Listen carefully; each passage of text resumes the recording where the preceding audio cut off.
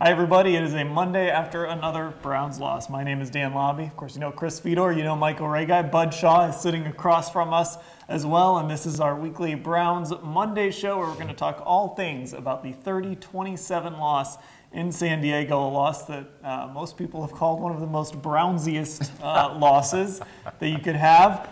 The defense was bad, and offsides on a missed field goal. Gave San Diego a second chance to, of course, win the football game. The offense not so bad. Let's get right to it, guys. We're going to do some debate. We're going to do some true and false. We're going to do some bold predictions. Let's start with our topics. Bottom line, guys, this team is 1-3. So I'm going to ask you, Michael, is the season over? Relative to what? Is it over? To win, to being able to have a possibility to go deep in the Is playoffs there and the Super anything left to Bowl? play for this team? Well, listen, every time you go out there, if you're a player in the NFL with a short life expectancy, there's always something to play for. You would hope that they look at it that way. But realistically, from a team goal standpoint, the fact that you think from here they're going to be able to go somewhere in the neighborhood of 9-3 to be able to possibly be a playoff team, and isn't that what everybody starts the year at? We've got to aspire to be a playoff team. Well, that's folly. That's not going to happen. So, but there's, I don't know, probably in the organization from the general manager, the head coach to, I don't know, 35 players on down, there's a whole lot of jobs on the line. So they better be ready to show that they want to stay a part of the NFL. Well, Chris, they like to say it's a black and white business. It's wins or losses. They were 7-9 a year ago. Yeah. I mean, they're 1-3 now. What, are you kidding me? Is the season over? No. Ray Farmer's coming back to save the day, don't you know? Ray Farmer's coming back to watch all of his first-round picks not perform on Sundays. Look, the only way that I can answer this question, guys, is to say this. The Browns, the NFL did them a favor. They started them out to get off to a good start, build some momentum, build some confidence. They played against the Jets. They played against the Titans and a rookie quarterback. Oakland coming on the road. They never win on the road, ever. Ever. And then week 4, you've got San Diego completely banged up, missing 2 wide receivers throughout the game, a couple of cornerbacks. The offensive line is in shambles. That's not a team that is like the Seattle Seahawks or the New England Patriots. So the NFL tried to get the Browns off to a good start. The NFL really, really tried. They just played, to me, their 4 most winnable games, and they're 1-3. So the chances of them going 8-8, if that was their goal coming into this year, I don't know what their goals were, but can they go 8-8? No. Can they show that they're making up ground in the AFC North? No. So whatever their goals were, I don't know. I would say yes, the season is essentially over in terms of reaching those goals. All right, Bud, what do you think? Well, I'm going to have to side with Bluto on this one. It's the only believable rallying cry I can come up with. And until they start losing division games, which, in other words, I'm asking people to wait at least another 6 days, I think you still have to give them a little bit of a chance. Now, I'm not saying it's a big chance. But I think until they lose to Cincinnati and Baltimore and Pittsburgh, I disagree with Chris that they still have a chance to prove that they've made up some ground in the division. I thought that they did it a little bit last year in dominating Cincinnati, dominating Pittsburgh.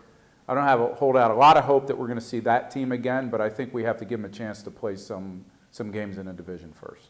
All right, let's move on to our next topic, and let's talk about the defense. Guys, I'm sorry we have to do this. Look, Josh McCown played really well yesterday, and the offense in general did what they were supposed to do against a really bad San Diego defense. But the Browns defense, obviously not so good. So now we have to start looking at what's the cause of this. Is it the scheme? Is it the personnel? Chris, why is this defense struggling so much? Who's responsible for this? It's so hard for me, guys, to say personnel when they've invested so much on the defensive side of the ball. First-round pick after first-round pick, free agent dollar after free agent dollar. It's just hard for me to say, you know what, they don't have enough in terms of personnel on that side of the ball. They thought they covered up their weakness in the secondary, bringing in Tramon Williams, because one of the biggest problems, Michael, as you know, that they've had the last couple of years is number 2 wide receivers going bananas against that second cornerback.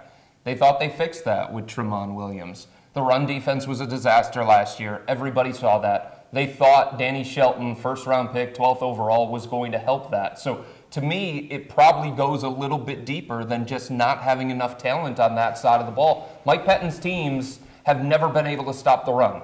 I don't know why that is. Somebody smarter than me can probably tell me, but they've never been able to stop the run, and they've got to do all these different things to generate any kind of pressure. So I'm going to say you've got an inexperienced defensive coordinator, and you've got a head coach that his defense has never been able to stop the run. It's probably a little bit more than just personnel, guys. It's assessment and it's evaluation. As Chris pointed out, some of the intricacies of that, but the bottom line is I think they need to look at it and realize with regard to stopping the run or at least giving themselves a chance to improve, the 3-4 concept has got to go. Okay, it's got to go. Mike Pettine, Jim O'Neill, I know that you're married to that, but as Chris said, this is a situation that they haven't been effective and proficient in any way, whether other than when Pettine started out under Rex Ryan in Baltimore when he was a kid assistant coach. But again, you brought in Randy Starks, you brought in Dez Bryant, you brought in Dante Whitner, you brought in Carlos Dansby, you brought in Tremont Williams, you've drafted Mingo and Shelton, and it still stinks to high heaven. Justin Gilbert. Kick return. He never on the football field. Extraordinaire. Never on the football field. So the bottom line is assessment, evaluation, personnel scheme. It's the whole gamut right now, and it's really disgusting. Bud, who is it? Well, I'm going scheme. And to Chris's point, Michael's point, 2013, the Buffalo Bills of Michael, I'm calling him Michael Pettine now, of Mike Pettine were ranked 28th against the run. We know where they were last year, and we've given them the benefit of the doubt because they held San Diego to 91 yards rushing. They may move up a spot. Maybe they're 31st now. They've completely, in some way, nullified Paul Kruger, which I don't quite understand after the year he had last year. It's got to be more than personnel. It's definitely scheme. I'm glad you brought up Paul Kruger because they're using this guy in coverage now. This guy had 11 sacks last year. The only player on this team who had double-digit sacks a year ago. Let's drop him into coverage. What are you saying? That's the wrong move, Dan? Doesn't it feel like one of those, hey, we're smarter than I've you already guys told us Markevius Mingo is now a cover linebacker, right? We learned that last year. A guy who was brought here to get after the quarterback. They moved him into coverage. So why does this surprise anybody? So again, I know that Paul Kruger's not one of these kinds of guys, but for this team, he's supposed to be like the leading sack guy. Could you imagine Kansas City being like, hey, Justin Houston, you know what I want you to do today? I want you to cover that tight end. Please cover that tight end because that's going to be best for us. Hey, Von Miller, I know that you're one of the best pass rushers in the NFL. You're the guy that's supposed to bring the heat on the quarterback, but, you know, there's a wide receiver out there in the slot. I want you to handle him. It just doesn't make sense. Put your guys in a position where they can be the most comfortable and where they can have the success. And Paul Kruger is most successful. He's not a great pass rusher, but he's most successful getting after the quarterback. That's all he can do. Again, that's assessment and evaluation. As I started this out, there it is. Everything we've pointed out puts itself right on the buffet line there. Your assessments, your evaluations of what you're doing with your personnel. It is not working to any degree. Okay, let's talk about another guy on the defense, a guy who was a surprise late scratch, Joe Hayden. Finger injury, was dealing with an injury throughout the week as well. Look, I don't love the idea of questioning guys who miss games, especially guys who don't normally miss games. But there was some criticism out there about Joe Hayden yesterday that maybe he should have gone. Michael, is that fair? Again, this sounds like just so repetitive and redundant. Joe Hayden believes that he's the face of the defensive side of the football. He's paid as that. He's paid to be an elite player in the National Football League. Yeah, now I learned a long time ago difference between being hurt, being injured. Don't try to assess another man's situation with the two of them. However, Joe, I think you've got to get on the football field with this type of hurt or injury that you have. Extremely disappointing, and I think sets a bad precedent coming off another rough week that he had, that he's not there as the face, the elite player on that defense, to rally this group up. I do believe, yes, not trying to again assess injured, hurt, he's got to be on the football field with that. What did they term it? A finger? Was that what the injury was? Finger. A finger injury. One finger. I'm sorry, you got to be on the football field, Joe. Chris, it sounds to me like you're kind of in the same boat then. I am, and for all the reasons that Michael laid out, and he is one of the leaders of the defense, and what did he spend this past week doing? Defending everybody. Defending everybody on the defensive side of the ball, including himself, saying that things are going to get turned around, things are going to be better, there's no reason to panic. In a way, a lot of the guys in the locker room are patronizing the fans and questioning their football intelligence, and I don't think that's a good look. And now for him to miss a game because of a finger, look, guys play with a club on their hand. I was watching over the weekend a college football game. Dude couldn't use his right hand. He was a safety. His whole hand was rendered useless. 2 passes. And he broke up a couple of passes. Yeah, exactly. So Joe Hayden, I think he has to understand that his presence alone can help this defense, and maybe Phillip Rivers will be like, you know what? Maybe I'm not going to target number 23. Maybe I'll go a different direction. And there are some guys that can have an impact on the game without actually doing things, and I think he could have done that for the Browns this past weekend. Bud, what do you think? I'm surprised at both of these guys. It's like they're asking who shot J.H.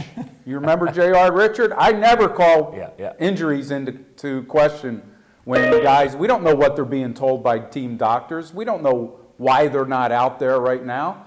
For all we know, they could be lying about a finger. It could be something more serious than that. So I'm not ready to go in that direction yet, unlike these two. These two guys don't even know the pain I'm playing in right now. And the thing I about, can tell it's excruciating. the You're thing a gamer. about Joe is, this isn't Peyton Hillis missing a game with mono. This was, Right, he's strep throat. not a guy, with strep throat. He's not a guy that's done this in the past. Were you This is- surprised when you found out Hayden was out? I was certainly yes or no? surprised. I was Yes, yes. stunned. Me too. Stunned when I saw that on Twitter. Me too. I didn't know he had a finger injury. All right, let's look at a photo. The photo of the game from yesterday. Look at that. Look at Josh McCown. Actually, see, Josh had a good come game on. yesterday. Yeah, I don't now know, I don't people know are- if that's really fair. That's not the photo of the game. That's not my lasting memory. The guy played the game of his life. I think that was yesterday. one of his marvelous completions, though. I think that ball might have been caught. as he Was escaping. that little flip that he had? I think it might have been, yeah. All right, so let's see. I'm looking at the angle of the ball and how tall the guy might have been. I am saying Andrew Hawkins. Taylor Gabriel. Could be any number One of the wide small receivers. wide receivers. I know. Plenty to choose from. I know it wasn't Dwayne Bowe. We do Know that much. We do know Dwayne that. Bowe, who was called lazy by the guys broadcasting the game and looked like his feet weighed about 50 Who says I pounds can't? each. Right, yeah, well, that, When he he was, got called when he out was running that immediately. route. Runs one rather less than efforted route and gets called out by the game broadcaster. All right, speaking of Dwayne Bowe, let's do some true or false. Get your boards ready. I'm going to ask each of you, we're going to do 3 true and false questions. You tell me if it's true, you tell me if it's false, obviously, and give me a quick reason why. And let's start with Mr. Bowe, who I know Michael Reghi is a big fan of. There's a true or false ready about to- Dwayne Bowe. There's a true or false about Dwayne Bowe. Oh, we need to 'cause write Ray this up? Farmer, Ray Farmer's back in the office this Yeah. week, today. I'm sure he was there bright and early this morning, ready to get to work. So the question for Dwayne Bowe, true or false, he will be cut this week. True or This false? week? Before the Ravens game, Dwayne Bowe will no longer be a Cleveland Brown. Or is he going to get some more chances to wow us with his receiving prowess? Michael? Yeah, well, this week is false, but as you know, back in week 1, my bold prediction was Dwayne Bowe will be cut, be pink-slipped by this football team sooner rather than later. He's getting a stay of execution because his sugar daddy came back to work this morning. That's false for 1 week. Stay tuned. Fedor? I'll say false. I can't imagine Ray Farmer coming back and the first thing that he does as general manager is say, you know, that guy that I paid $9 million to this offseason to help my wide receivers, which were a disaster because I chose not to draft any of them except for Vince Mailey in 2 of the better wide receiver drafts in the last 10 years. Wow. The first thing that I'm going to do as member of the Cleveland Browns once again as GM of the Browns, yeah, I'm going to cut that guy. I just can't see him being that kind of guy. No. Bud?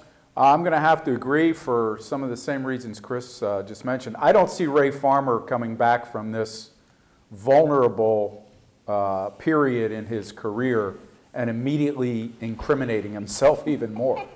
So I think it's something that could happen by the end of the season. I don't see it happening anytime soon. I guess you have to look at the roster game a little bit, too. There's not anyone out there you think that the Browns need to put on that active roster right now that would merit Dwayne Bowe getting cut. There's not an injured running back that could get released. Do you not remember training camp? There was this guy with the last name Pryor. Well, that's what I'm saying. In that situation, there was a guy they wanted that they went out and got, so it prompted that roster move, whether you agree with it or not. Hey, we might see Robert Turbin this week. How about that? Maybe. All right, Johnny Manziel, let's talk about him. Not that he needs to start this week because Josh McCown is fantastic.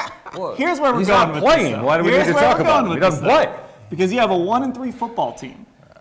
Okay, you're going to have to find out about this guy. Yeah. Looking ahead, prior to the bye week, Johnny Manziel will be the starting quarterback before the bye week. The bye's week 10. Well, now again, you got to say this. Week 10? Discounts injury, of course. Yeah, without injury. Discounts injury to Josh McCown is healthy. No. Johnny Manziel will be the starter before the bye week. Michael? Well, that's false. That's definitely false.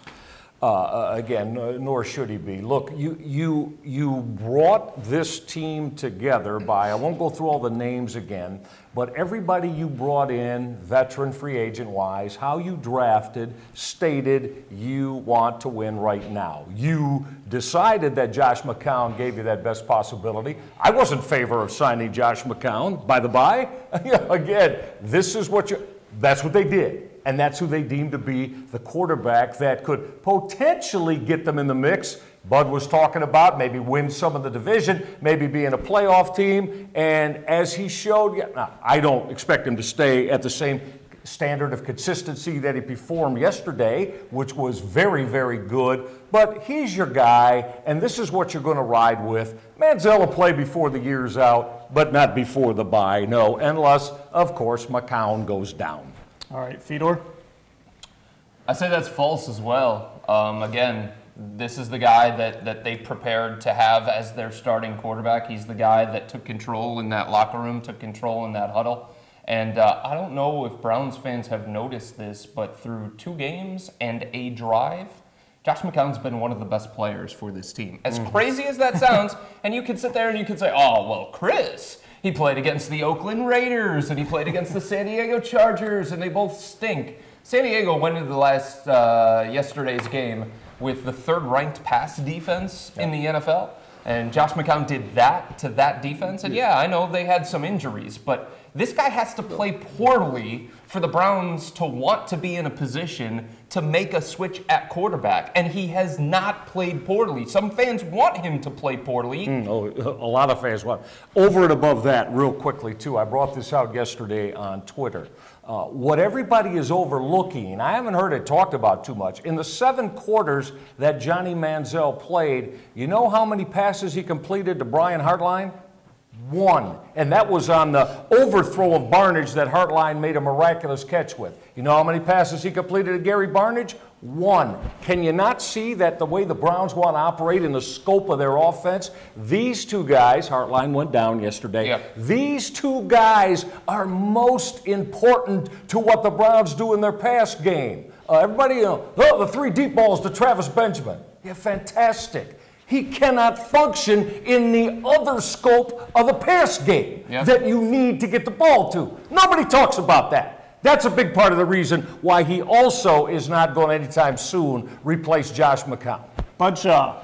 Is there any time left for me? I feel like I feel like Ray Guy just told me what's got him riled up today. That's coming up. That's coming up. All right, listen, I'm going to say true, and I'm going to say the reason is because bad organizations allow themselves to be browbeat into their plan Bs. And when this team is sitting there at 1-7 or 1-8, it's all going to start again. The drumbeat in the organization, from the owner on down through the GM, and Pettin is going to have like no capital to spend with these guys at that point, because by that point he'll have lost 11 of his last 12 or 12 of his last 13. So yes, I see them giving in to this again. Okay, last one, real quick on this one, guys, because Bud brought it up. He said what, 1-8, 1-9. Oh boy, true or false? The Browns will have the #1 pick in the 2016 NFL Draft. False. Real quick, false, Fedor? False for me, yeah. False. I say that as well. Look, there are a lot of bad teams in the NFL. We've seen them. And I'll go with a team that might be just a little bit more dysfunctional at this point, have a few more problems in the locker room at this point. San Francisco could be in the running for that first overall pick. I mean, that's a wreck out there in San Francisco. Think about some teams that have had the #1 pick. Can you see this team having the #1 pick? I just can't. That's me. Well, But they didn't need Jim Harbaugh anymore, huh? We'll get to see when they take on San Didn't need Francisco. Jim Harbaugh anymore. But San true Francisco. or false? #1 pick next year. Well, these guys didn't write theirs down, so I won't write mine down either. I think it's false. told me to be quick. I just think there are worse teams in this league, and how about that for a slogan? We're not 32. It's better than the name on the door is Cleveland, right? All right, let's see here. We're going to do a little photo caption here. I'm going to go over and sit with Bud Shaw as we look at this photo. This was poor Tramon Williams, who really has not been part of the problem until yesterday. Look at that photo, guys. What do you think? What do you think Carlos is saying to Tramon right now? Perhaps if you would have had some lobster mash, you wouldn't have jumped off sides. Ooh, the lobster mash. That's what Carlos is known for, Yes, the lobster it is. mash. And the Montez Renault. We should have visited the San Diego Zoo yesterday. You know, It's world renowned. that's the other thing. Those two guys right there, Carlos Dansby, Tramon Williams, they came from winning organizations. And I get Tramon Williams' explanation yesterday. I know what he was saying. But winning organizations don't make those kinds of mistakes. Tramon Williams shouldn't be making those kinds of mistakes. Look, if Justin Gilbert jumps off sides, I get it. He's Justin Gilbert. Pierre Desir, I get it. Veterans like Tramon Williams and Carlos Dansby, they have to know better. There's a difference between being aggressive and being reckless. And yesterday, Tramon Williams, a veteran, one of the leaders of the defense, a guy who came from Green Bay, a winning organization, he crossed that line into reckless. How many times do you think that happened when he was with the Green Bay Packers? Zero. Yeah, zero. And I haven't gone back and checked the entire play-by-play of his career there, but I'm going to tell you there would have been ramifications if he had. So, yes, you cannot have that from your, quote, better players. It's a real bad look. Michael Reghi, what are you riled up about? What am I riled up about today? Well, gather around, boys and girls, because guess where this one's going? I've hit every other part of the organization, and I'm now running out of opportunities. It's going right to the top of your Cleveland Browns, boys and girls. That would be the stately gentleman from Tennessee, one Jimmy Haslam. Jimmy, listen, my friend. You know what? They say that everything is going to find its level trickling down. Doesn't need to trickle down, Jimmy. It stays right at your level. This is all about you. I know you came in after your 3-4 years with the Rooney family and minority ownership with the Pittsburgh Steelers and said, I got it. I see how to be successful. I understand all the nuances necessary with an organization that has been successful. Now I'm going to go right in their division and I'm going to lay them out along with Baltimore and Cincinnati too. Jimmy, it's been an abstract failure. Now I'll give you the first year as one that you were trying to find your feet, but this is then as a full part of year 3. This is all about you, Jimmy. The decisions you've made with all of your top football personnel, your head coaches, And we've already known, we've seen that you jettison most of them very quickly, and you're probably going to do the same. Jimmy, unless you understand that this begins with you and it has to come from you in putting football people in place to do the job you deem necessary, I'm sorry. This is going to be, the abstract failure, sir, is yours. It's yours as the owner of this football team. Everything you do going to trickle down, but it ultimately comes back to you. And right now, you don't have anything that's working in place on your football side. Big question is, what are you going to do about it at the end of this year? Got a feeling it's going to be more of the same with more decisions you have to make about who might get you right. That's what's got me riled up. All right, Michael Reghi riled up. I'm now sitting over here with Bud Shaw. We're going to do 2 more segments here, grades and then bold predictions. For grades, we're going to go back to A's and F's. So you're going to give 1 A and you're going to give 1 F. What should we start with this week? Should we be positive right off the bat? Let's do it. Give me an A. I'm gonna say something here. I'm going to make a rule here. Can't be Josh McCown. An A besides Josh McCown. Because that's the obvious one. Everybody's going to put Josh McCown if you're giving out A's. Guy threw for over 300 yards. Give me an A yesterday. Bud's got one. All right, I'm going to go Duke Johnson. I mean, this, to me, was one of the biggest risks coming into the season, that they were counting on a rookie to improve their passing game and also give them an alternative in the running game. I thought yesterday he showed exactly why they had faith in it. Chris? I'm going Travis Coons. That's his first name, right? Is it Travis? Yes, it is. Okay, I mean, you chuckle about this one, Dan, but I think the kicking game was a huge problem for the Browns, and they've been leading the universe in special teams for the last couple of years.